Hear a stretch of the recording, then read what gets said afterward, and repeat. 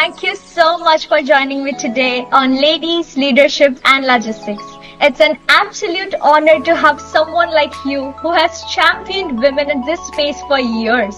You have not only built a career in B2B journalism and logistics, but you have consistently used your platform to spotlight others.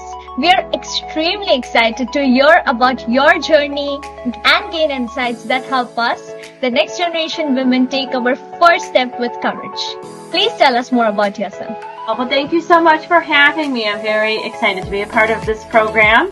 I am the Director of Content at Iron Market, and I directly oversee our supply chain group, which is for logistics and supply and demand chain executive. And with that, we oversee the Women in Supply Chain Forum. We manage SCN Summit, our virtual webinar series, and we oversee 7 different industry awards for both people and companies. And so we do a lot to kind of be a voice for others and support their journey and celebrate all of their achievements. Are you sure you want to go for a male-dominant sector, a sector with so many men working around you? Won't you feel intimidated? And I would love to know your thoughts on that. When I started going to trade shows and events, I would look around. I was the only female. I was young, and I didn't really kind of know any better. I just thought that's just how it is. And then you start talking and learning about other industries and other ways of doing things, and you think to yourself, well, why is it like that? It doesn't have to be like that. What would be one thing you would just tell me that remember this always?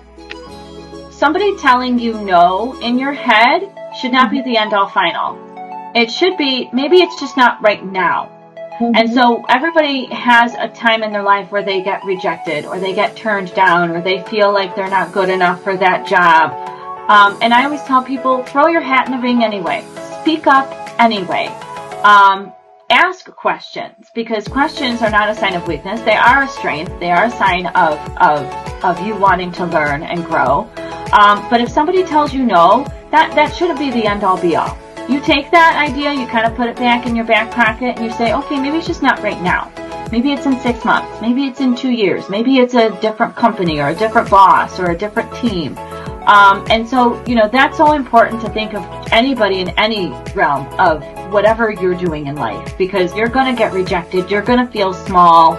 You're going to be put at a table with people who have been in the industry for many years and obviously know more, but that doesn't mean that you don't provide value.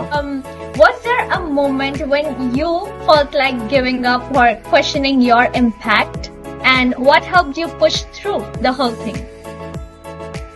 The challenge when you promote women in supply chain, you always get that backlash from others who are, they call you names, they call you sexist, they call you somebody who, doesn't believe in men and alienates men. And that's a hard thing to think about and step back from, because that's never the intention. It's not supposed to be us versus them. It's, meaning men, it's us and them. I'm at a particular age where I feel that I will be seeing a lot of growth in my upcoming years, and I'm super sure I'm going to stay in contact with you and let you know that, ma'am, we made it.